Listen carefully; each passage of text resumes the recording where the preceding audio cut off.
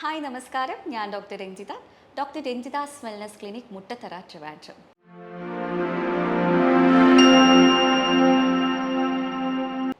ഇന്ന് നമുക്ക് depression, stress, mood swings, അമിത ചിന്ത തുടങ്ങിയവയെക്കുറിച്ച് നോക്കാം. പ്രായമായവരിലും കുട്ടികളിലും വളരെയധികം ബുദ്ധിമുട്ടുണ്ടാക്കുന്ന, അല്ലെങ്കിൽ അവർ ഒരുപാട് ഫേസ് ചെയ്യുന്ന ഒരു വലിയ ബുദ്ധിമുട്ടാണ് ഈ ഡിപ്രഷൻ, മൂഡ് സ്വിങ്സ്, അമിത ചിന്ത തുടങ്ങിയവ. ഇനി പലർക്കും അറിയില്ല, ഞാൻ ഫേസ് ചെയ്യുന്നത് ഡിപ്രഷനാണോ, ഞാൻ ഫേസ് ചെയ്യുന്നത് ആൻസൈറ്റി ആണോ എന്നുള്ള തിരിച്ചറിവ് പലർക്കും ഇല്ല. ഞാൻ ഈ പറയുന്ന സിംറ്റംസ് അല്ലെങ്കിൽ പ്രശ്നങ്ങൾ നിങ്ങൾ ഫേസ് ചെയ്യുന്നുണ്ടോ എന്നുള്ളത് ഒന്ന് ശ്രദ്ധിക്കുക. നിങ്ങൾക്ക് ഡിപ്രഷൻ ഉണ്ടെങ്കിൽ പ്രധാനമായിട്ടും നിങ്ങൾക്ക് ലോസ് ഓഫ് ഇൻട്രസ്റ്റ്, അതായത് താല്പര്യക്കുറവ്. നമ്മൾ പണ്ട് ഇഷ്ടത്തോടെ ചെയ്തുകൊണ്ടിരുന്ന പല കാര്യങ്ങളും ഇന്ന് നമുക്ക് ചെയ്യാനുള്ള ബുദ്ധിമുട്ട്.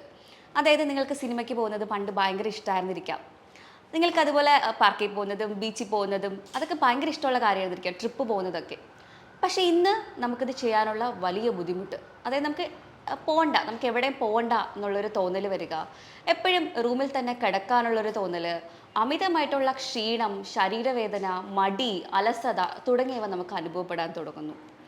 അതുമാത്രമല്ല, പ്രതീക്ഷ നഷ്ടപ്പെടുക, അതായത് ഇനി ഞാൻ ജീവിച്ചിട്ട് കാര്യമില്ല, എനിക്ക് ആരുമില്ല, ഞാൻ ഒറ്റപ്പെട്ടു പോയി എന്നുള്ളൊരു തോന്നൽ നമുക്ക് ഉണ്ടാവുക. അല്ലെങ്കിൽ നമ്മുടെ വീട്ടുകാരോട് നമുക്കൊന്നും ഷെയർ ചെയ്യാനുള്ളൊരു മൂഡില്ല, നമുക്ക് എല്ലാവരിൽ നിന്നും നമ്മൾ ഒഴിഞ്ഞു മാറുന്ന പോലെയാണ്. നമ്മൾ എവിടെയെങ്കിലും പോയി ഒറ്റയ്ക്കിരിക്കുന്നു, ഇരുട്ടത്തിരിക്കുന്നു, അങ്ങനത്തെ ഉള്ള കാര്യങ്ങൾ നമ്മൾ റിപ്പീറ്റഡ് ആയിട്ട് ചെയ്തുകൊണ്ടിരിക്കുക. ഇനി രാത്രിയിലാവട്ടെ ഉറക്കം വളരെ ബുദ്ധിമുട്ട്. നമ്മൾ എത്ര കിടന്ന് ഉറങ്ങി തിരിഞ്ഞ് മറിഞ്ഞ് കിടന്നാലും നമുക്ക് ഉറക്കം വരത്തില്ല. നമ്മൾ ഓരോന്ന് അമിതമായിട്ട് ചിന്തിച്ച് കൂട്ടുക, അല്ലെങ്കിൽ ചിലർക്ക് പാനിക് അറ്റാക്ക് വരെ വരുന്നുണ്ട്. അതെന്ന് വെച്ചാൽ നമ്മൾക്ക് രാത്രി നമ്മളിപ്പോൾ ഉറങ്ങി കിടന്നാൽ കൂടെ നമ്മളൊരു 2 മണി 3 മണി സമയത്ത് ഞെട്ടി ഉണരുകയാണ്. നെഞ്ചിലൊരു കല്ലെടുത്ത് വെച്ചൊരു അത്രയും വിഷമത്തോടെ നമ്മൾ ഞെട്ടി ഉണരുകയാണ്. അതുമാത്രമല്ല, ചിലർക്കാവട്ടെ അമിതമായിട്ടുള്ള വിശപ്പ് കൂടുതലായിരിക്കും. ചിലർക്ക് വിശപ്പ് തീരെ ഉണ്ടാവില്ല, ചിലർക്ക് വിശപ്പ് ഭയങ്കര കൂടുതലായിരിക്കും. ചിലർക്കാവട്ടെ അമിതമായിട്ടുള്ള ഉറക്കം കൂടുതലായിരിക്കും, അതായത് അവർക്ക് എപ്പോഴും കിടക്കണം, അവരെപ്പോഴും കിടന്ന് ഉറങ്ങിക്കൊണ്ടിരിക്കും. അതായത് ദിവസം ഒരു 14-15 മണിക്കൂറൊക്കെ അധികമായിട്ട് അവർ ഉറങ്ങാറുണ്ട്. അപ്പോൾ ഇതൊക്കെയാണ് മെയിനായിട്ടുള്ള ഡിപ്രഷനിലെ സിംറ്റംസ്. ഇനി ചിലർക്കാവട്ടെ സൂയിസൈഡൽ ടെൻഡൻസി ഉണ്ട്, അവർക്ക് എന്തെങ്കിലും രീതിയിൽ നമ്മുടെ ശരീരത്തിനെ തന്നെ ഹാം ചെയ്യണം, ബ്ലേഡ് എടുത്ത് കൈ മുറിക്കുന്നവരുണ്ട്, നമ്മൾക്ക് എന്തെങ്കിലും രീതിയിൽ നമ്മളെ അങ്ങ് നശിപ്പിക്കാം എന്നുള്ളൊരു തോന്നൽ വരിക, അല്ലെങ്കിൽ ഇനി ഞാൻ ജീവിച്ചിട്ട് എനിക്കിനി ആരും ഇല്ല, അല്ലെങ്കിൽ എന്നെ സ്നേഹിക്കാൻ ആരുമില്ല എന്നുള്ളൊരു തോന്നൽ വരിക. ഇത്തരം കണ്ടീഷൻസ് ആണ്. നമ്മളെ മനുഷ്യരാണ്, നമുക്കറിയാം, നമുക്ക് എല്ലാവർക്കും വിഷമങ്ങൾ വരുന്നതാണ്. ഒരു 2-3 ദിവസം ആ വിഷമം നീണ്ടു നിൽക്കുന്നത് സ്വാഭാവികമായിട്ടും എല്ലാവർക്കും ഒരു നോർമലായിട്ട് നമുക്ക് കണക്കാക്കാം. ഇനി അതല്ല, 2 ആഴ്ച 3 ആഴ്ച അതിൽ കൂടുതൽ ഈ ഡിപ്രഷൻ ഇങ്ങനെ നീണ്ടു നിൽക്കുന്നുണ്ടെങ്കിൽ നിങ്ങൾ എന്തായാലും ഒരു ഡോക്ടറിനെ അല്ലെങ്കിൽ ഒരു സൈക്കോളജിസ്റ്റിനെ കൺസൾട്ട് ചെയ്യുക. നിങ്ങളുടെ വിഷമങ്ങൾ അവരോട് തുറന്ന് പറയാൻ വേണ്ടി ശ്രമിക്കുക. കൂടുതലും നമ്മൾക്ക് നമ്മുടെ വിഷമങ്ങൾ ഷെയർ ചെയ്യാൻ ഒരാളുണ്ടെന്നുണ്ടെങ്കിൽ തന്നെ നമ്മുടെ പകുതി പ്രശ്നങ്ങളും അവിടെ തന്നെ കുറയും. അപ്പോൾ ഇതാണ് പ്രധാനമായിട്ടും ഡിപ്രഷനിൽ നമ്മൾക്ക് അനുഭവപ്പെടുന്ന സിംറ്റംസ് എന്ന് പറയുന്നത്. ഇനി ആൻസൈറ്റി എന്ന് പറഞ്ഞാൽ അമിതമായ ഉത്കണ്ഠ അല്ലെങ്കിൽ അമിതമായ ഭയമാണ്. ഫോർ എക്സാമ്പിൾ, ഇപ്പോൾ നമ്മളുടെ വേണ്ടപ്പെട്ടവർക്ക് ആർക്കെങ്കിലും ഒരു അസുഖം വന്നു, അതായത് ക്യാൻസറോ കൊറോണയോ അങ്ങനെ എന്തെങ്കിലും ഒരു അസുഖം വന്നെന്ന് വെക്കുക, നമുക്ക് ഭയങ്കര ആദി കൂടുകയാണ്. എനിക്കിനി അങ്ങനെ എന്തെങ്കിലും സംഭവിക്കുമോ, എൻ്റെ അച്ഛനോ അമ്മയ്ക്കോ എൻ്റെ മക്കൾക്കോ ആർക്കെങ്കിലും ഇങ്ങനെ സംഭവിക്കുമോ എന്നുള്ള ആദ്യം നമ്മുടെ മനസ്സിൽ കിടന്ന് അത് നമുക്ക് ഓവർ തിങ്കിങ്ങിലോട്ട് പോയി അത് ഡിപ്രഷനിലോട്ട് പോകുന്നവരുണ്ട്, പാനിക് അറ്റാക്ക് വരെ ആവുന്നവരുണ്ട്. അതാണ് അമിത ഉത്കണ്ഠ എന്ന് പറയുന്നത്. നമ്മൾ കുഞ്ഞുങ്ങൾക്ക് കൂടുതലായിട്ട് ഇത് കാണാറുണ്ട്. അതായത് ഈ സ്റ്റേജ് ഫിയർ, അതായത് സെമിനാർ എടുക്കുമ്പോഴും ക്ലാസ്സിൽ അല്ലെങ്കിൽ ടീച്ചർ ക്വസ്റ്റ്യൻ ചോദിക്കുമ്പോഴും ഒക്കെ ഉള്ള അമിതമായിട്ടുള്ള പേടി, അല്ലെങ്കിൽ ഒരു സ്പീച്ച് കൊടുക്കുക, കുറേ പേര് ഇരിക്കുന്ന സ്ഥലത്ത് പോയി സംസാരിക്കുമ്പോൾ ഉണ്ടാവുന്ന പേടി, ഇതൊക്കെ കുട്ടികൾക്ക് കൂടുതലായിട്ട് ഇപ്പോഴും കണ്ടുവരുന്നുണ്ട്. അപ്പോൾ അതൊക്കെ നമ്മൾ ഈ ഒരു ആൻസൈറ്റിനെ ഓവർകം ചെയ്യണമെന്നുണ്ടെങ്കിൽ നമ്മളത് റിപ്പീറ്റഡ് ആയിട്ട് ചെയ്യുക എന്ന് മാത്രമേ ഉള്ളൂ വഴി. എൻ്റെ ഒരു കാര്യം തന്നെ പറയാം, പണ്ട് നല്ല രീതിക്ക് ആൻസൈറ്റി ഫേസിൽ ഉള്ള ഒരാളായിരുന്നു ഞാൻ. കാരണം എനിക്ക് ഇഷ്ടമാണ് ഈ മത്സരങ്ങളിലൊക്കെ പങ്കെടുക്കുന്നത്, പാട്ട് പാടുന്നത്, പ്രസംഗിക്കുന്നതൊക്കെ. പക്ഷേ എനിക്ക് ഭയങ്കരമായിട്ടുള്ള ആൻസൈറ്റിയാണ്, എൻ്റെ കൈയൊക്കെ വിറയ്ക്കും, അതുപോലെ തന്നെ എനിക്ക് തൊണ്ട വരളും, തളർന്ന പോലെയൊക്കെ എനിക്ക് തോന്നുമായിരുന്നു. പക്ഷേ എനിക്കത് അറിയില്ലായിരുന്നു ഇത് എനിക്ക് ആൻസൈറ്റിയാണ്. ഞാൻ വിചാരിക്കുന്ന ഈ പങ്കെടുക്കുന്ന കുട്ടികൾക്കെല്ലാം ഈ ഒരു പേടി ഉണ്ടായിരിക്കും എന്നാണ് എൻ്റെ ഒരു ധാരണ. പക്ഷേ ഇത് അങ്ങനെയല്ലായിരുന്നു എന്ന് എനിക്ക് പിന്നീടാണ് മനസ്സിലായത്. പക്ഷേ ഞാൻ എന്ത് ചെയ്യും, ഞാൻ പങ്കെടുക്കുമായിരുന്നു. എനിക്ക് അല്ലെങ്കിൽ ഇനി പങ്കെടുക്കാതെ എനിക്ക് സമ്മാനം കിട്ടിയില്ലെങ്കിൽ മറ്റുള്ളവർ കിട്ടുമ്പോൾ ഞാൻ അയ്യോ, ഞാനിത് പങ്കെടുത്തിരുന്നെങ്കിൽ എനിക്ക് സമ്മാനം കിട്ടുമായിരുന്നല്ലോ എന്നുള്ളൊരു കുറ്റബോധം എനിക്ക് പിന്നീട് തോന്നും. അതുകൊണ്ട് ഞാൻ എന്ത് ചെയ്യും, ഞാൻ എന്തായാലും പോയി പങ്കെടുക്കും. പക്ഷേ ഞാൻ ഇത്രയും ഫേസ് ചെയ്യുന്നുണ്ടായിരുന്നു. പിന്നെ ഞാൻ റിപ്പീറ്റഡ് ആയിട്ട് കുറേ വട്ടം ഇങ്ങനെ പങ്കെടുത്ത് വന്നപ്പോഴാണ് കുറച്ചെങ്കിലും എൻ്റെ ആൻസൈറ്റി അന്ന് കുറഞ്ഞു തുടങ്ങിയത്. അപ്പോൾ ഇപ്പോൾ എനിക്കത് കറക്റ്റായിട്ട് മനസ്സിലായി. അതുകൊണ്ട് നിങ്ങൾ ആൻസൈറ്റി എന്തെങ്കിലും ഫേസ് ചെയ്യുന്നുണ്ടെന്നുണ്ടെങ്കിൽ നിങ്ങളത് റിപ്പീറ്റഡ് ആയിട്ട് ചെയ്യാൻ ശ്രമിക്കുക. ഫോർ എക്സാമ്പിൾ, നമ്മളിപ്പോൾ ആദ്യമായിട്ട് വാഹനം ഓടിക്കുകയാണ്, അപ്പോൾ നമുക്ക് ഒരു പേടി എല്ലാവർക്കും ഉണ്ടാവുന്നതാണ്. നമ്മൾ എന്ത് ചെയ്യുക, റിപ്പീറ്റഡ് ആയിട്ട് അത് ചെയ്തുകൊണ്ടിരിക്കുക. അങ്ങനെ ചെയ്യുമ്പോൾ എന്താ, നമ്മുടെ കംഫേർട്ട് സോണായിട്ട് അത് മാറുകയാണ് ചെയ്യുന്നത്. പക്ഷേ ആദ്യം തന്നെ എനിക്കിത് പറ്റിയ പണിയില്ല എന്ന് പറഞ്ഞ് നമ്മൾ മാറ്റി വെച്ച് കഴിഞ്ഞാൽ ആ പേടി നമുക്ക് പിന്നെയും എപ്പോഴും ഉണ്ടായിരിക്കും. അതുകൊണ്ട് ആൻസൈറ്റി ഉള്ളവർ അത് റിപ്പീറ്റഡ് ആയിട്ട് ചെയ്യാൻ വേണ്ടിയിട്ട് ശ്രമിക്കുക എന്നുള്ളതാണ്.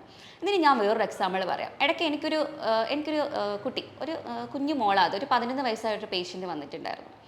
അപ്പോൾ ആ കുഞ്ഞ് സ്കൂളിൽ പഠിക്കുന്നതേ ഉള്ളൂ, 11 വയസ്സായ കുഞ്ഞ്. അപ്പോൾ സ്കൂളിൽ 2 ബെസ്റ്റ് ഫ്രണ്ട്സ് ഉണ്ട്, അടുത്ത കൂട്ടുകാരാണ്. അപ്പോൾ കൂട്ടുകാർ കുട്ടീനെ ഒരു ദിവസം ഇങ്ങനെ കളിയാക്കുന്നു, നീ ഒത്തിരി തടി വെച്ച് പോയി, നിന്റെ കാണാനുള്ള ഭംഗി പോയി എന്ന് കുട്ടിയോട് പറയുകയാണ്. അപ്പോൾ കുഞ്ഞിനെ അത് ഭയങ്കരമായിട്ട് മാനസിക ആഘാതം ഉണ്ടാക്കുന്നു. അപ്പോൾ കുഞ്ഞ് വീട്ടിൽ പോയിട്ട് അമ്മയോട് ഷെയർ ചെയ്യുന്ന പരിപാടിയില്ല, അത് ഞാൻ പിന്നെ പറയാം. അപ്പോൾ പോയി പറയുന്നത് ആൻറ്റിയോടാണ്, ഏറ്റവും അടുത്ത ഒരു റിലേറ്റീവാണ്. അപ്പോൾ ആൻറ്റിയോട് പറഞ്ഞു, ഞാനിങ്ങനെ എന്നെ കുട്ടികളിങ്ങനെ കളിയാക്കുന്നു, ആൻറ്റി ഇത് ശരിയാണോ, ഞാൻ തടി വെച്ചു എന്ന് ചോദിക്കുന്നു. അപ്പോൾ ആൻറ്റിയും അത് തിരുത്തേണ്ടതിന് പകരം അതെ നിൻ്റെ ഭംഗിയൊക്കെ പോയി, നീ ഇനി തടി വെച്ച് കഴിഞ്ഞാൽ വലിയ വൃത്തികേടാവുമെന്ന് പറഞ്ഞ് കുട്ടിയോട് പറയുന്നു. അപ്പോൾ കുട്ടി ഇത് ഭയങ്കരമായിട്ടൊരു ഡിപ്രഷനോട്ട് പോവുകയാണ് അന്ന് മുതലേ. പിന്നീട് കുട്ടി ഈ കൂട്ടുകാരികളോട് മിണ്ടാണ്ടാവുന്നു, സ്കൂളിൽ പോയാലും ടീച്ചേഴ്സിനോട് മിണ്ടുന്നില്ല, ഒന്നും മിണ്ടുന്നില്ല. വീട്ടിൽ വന്നാലും അമ്മ സംസാരിച്ചാലും ഒന്നും മിണ്ടുന്നില്ല, സഹോദരനോട് കളിക്കുന്നില്ല, പണ്ടത്തെ ആളെയല്ല, ഭയങ്കരമായിട്ട് അങ്ങ് മാറിപ്പോയി. അപ്പോൾ വീട്ടുകാർ ചോദിക്കാൻ തുടങ്ങി എന്താ പ്രശ്നം എന്ന് പറഞ്ഞാൽ കുട്ടി ആരടുത്തും ആദ്യം ഒന്നും പറയുന്നില്ല. അപ്പോൾ കൗൺസിലിങ്ങിന് പോകുമ്പോഴത്തേക്കാണ് ഡോക്ടറോട് പറയുന്നത്, ഇതുപോലെയാണ് എനിക്ക് കുട്ടികൾ ഇങ്ങനെ പറഞ്ഞപ്പോൾ, എൻ്റെ ബെസ്റ്റ് ഫ്രണ്ട്സാണ് അവരെന്നോട് ഇങ്ങനെ പറഞ്ഞപ്പോൾ എനിക്ക് ഭയങ്കര വിഷമമായി. അതിന് കാരണം കുട്ടി ഈ തടിയുള്ളവർ അത്ര മോശമാണ്, അല്ലെങ്കിൽ തടിയുള്ളവരെ കളിയാക്കുന്നത് നേരത്തെ കേട്ടിരിക്കുന്നു. അത് ആ കുഞ്ഞിൻ്റെ മനസ്സിൽ ഇങ്ങനെ കിടക്കുന്നു, ഇതെന്തോ വലിയ മോശമുള്ള കാര്യമാണെന്ന് കുഞ്ഞിൻ്റെ മനസ്സിൽ അങ്ങനെ പതിഞ്ഞ് കിടക്കുകയാണ്. അതുകൊണ്ടിട്ടാണ് ആ കുഞ്ഞ് അത്രയ്ക്ക് പേടിച്ചിട്ട്, അതിന് ഭയങ്കര പേടിയാണ്. അപ്പം ഞാൻ ചോദിച്ചു എന്താണ് ഇപ്പം എങ്ങനെയാണ് കുട്ടി? അപ്പം പറയുന്നത് ഭക്ഷണം വീട്ടിൽ നിന്ന് ഭക്ഷണം കഴിക്കുന്നില്ല, 2 മാസം ആവുന്നു വീട്ടിൽ നിന്ന് അരിയാഹാരം എന്തെങ്കിലും കഴിച്ചിട്ട്. കുഞ്ഞിങ്ങനെ ഗൂഗിളൊക്കെ നോക്കി അതിനെയൊക്കെ സെർച്ച് ചെയ്ത് നോക്കിയിട്ട് ഫ്രൂട്ട്സും പാലും മാത്രമാണ് വീട്ടിൽ നിന്ന് കഴിക്കുന്നത്. അപ്പോൾ ആ കുട്ടിയുടെ അമ്മ വന്ന് കരഞ്ഞു പറയാം, ഡോക്ടർ എങ്ങനെയെങ്കിലും ഒരു പിടി ചോറ് അവൾ കഴിച്ചെങ്കിൽ മതി എന്നുള്ള രീതിയിൽ എന്നോട് സംസാരിക്കുകയാണ്. അപ്പം ഞാൻ പറഞ്ഞു നോക്കി, മോള് കുറച്ച് ചോറ് ഇല്ല ഡോക്ടർ എനിക്ക് പേടിയാണ്. കുട്ടി എന്നോട് സംസാരിച്ച ആ ഒരു കാര്യമാണ് ആദ്യം, എനിക്ക് പേടിയാണ്, എന്നെ ഇങ്ങനെ നിർബന്ധിക്കേണ്ട, എനിക്ക് ചോറ് കഴിക്കാൻ പറ്റില്ല. പക്ഷേ ഈ കുട്ടി അണ്ടർ വെയിറ്റിലോട്ട് പോയി, ഇപ്പോൾ 10 കിലോ വരെ വെയിറ്റ് ഇപ്പോൾ റെഡ്യൂസ് ആയിപ്പോയി.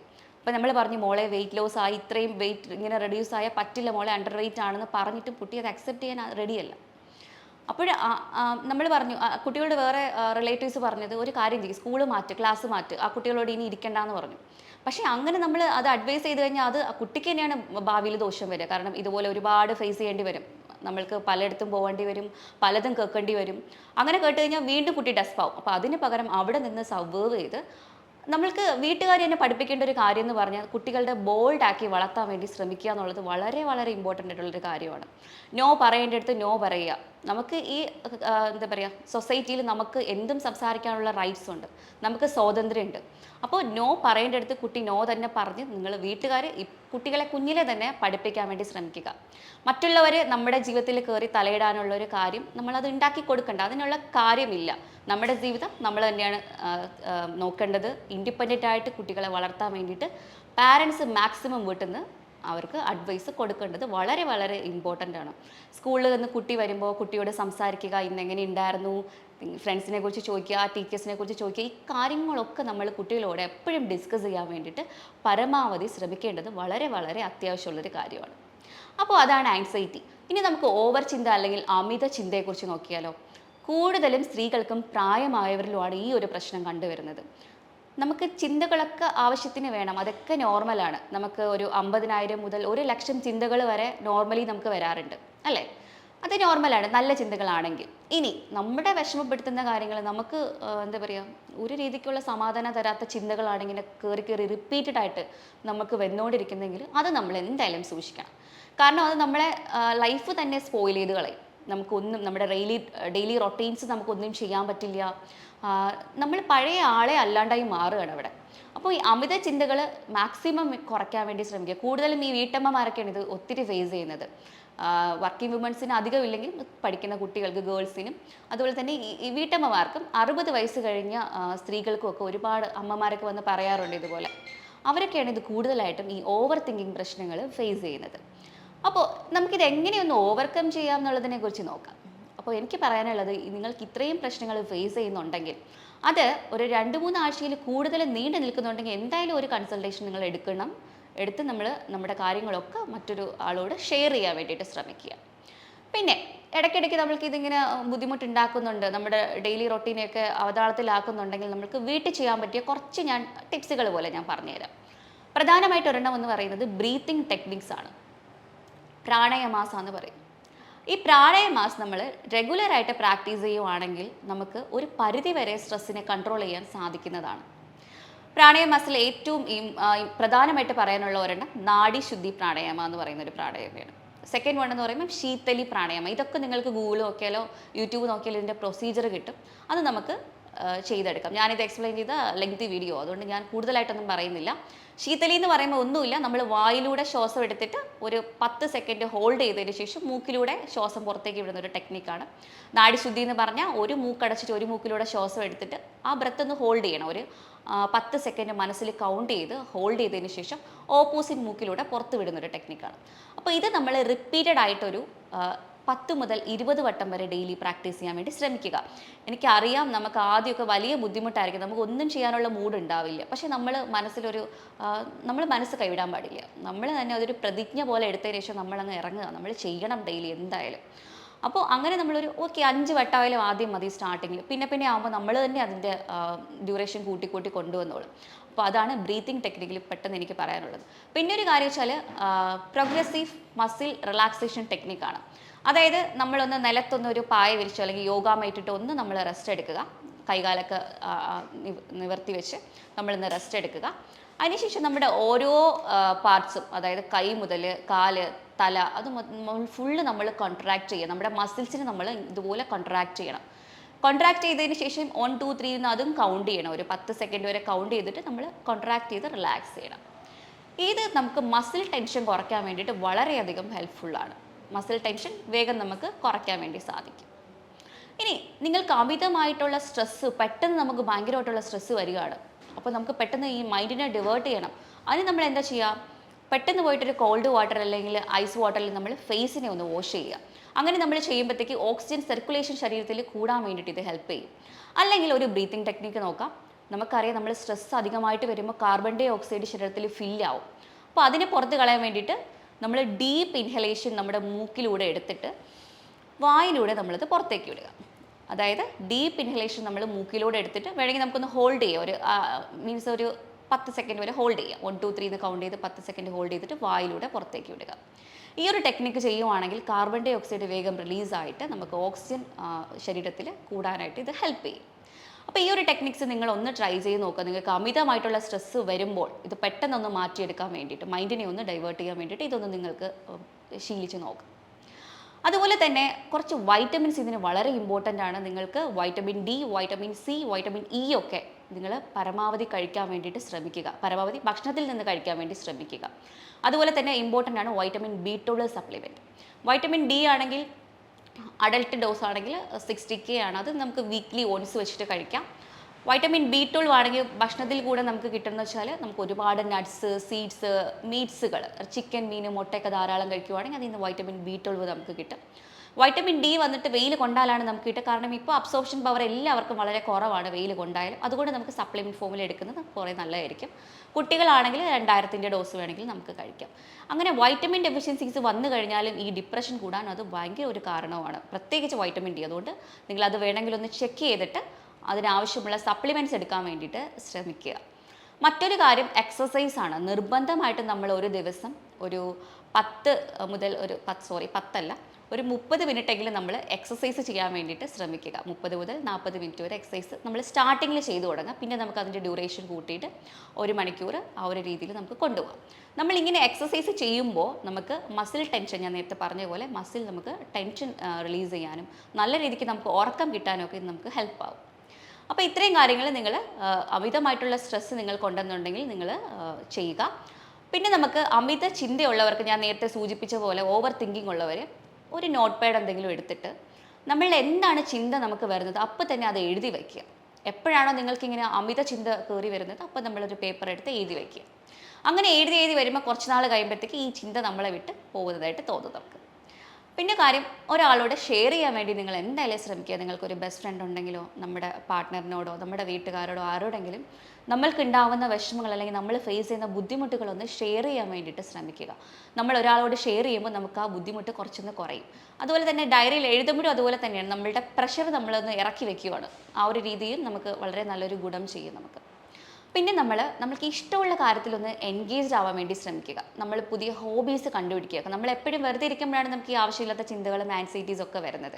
അപ്പോൾ നമ്മൾക്ക് ഇഷ്ടമുള്ള കാര്യങ്ങൾ, ചിലർക്ക് വരയ്ക്കാൻ ഇഷ്ടമായിരിക്കും, ചിലർക്ക് വായിക്കാൻ ഇഷ്ടമായിരിക്കും, ഡാൻസ് ചെയ്യാൻ, പാട്ട് കേൾക്കാൻ, മ്യൂസിക് തെറാപ്പി, ഇതൊക്കെ വളരെ നല്ലതാണ്.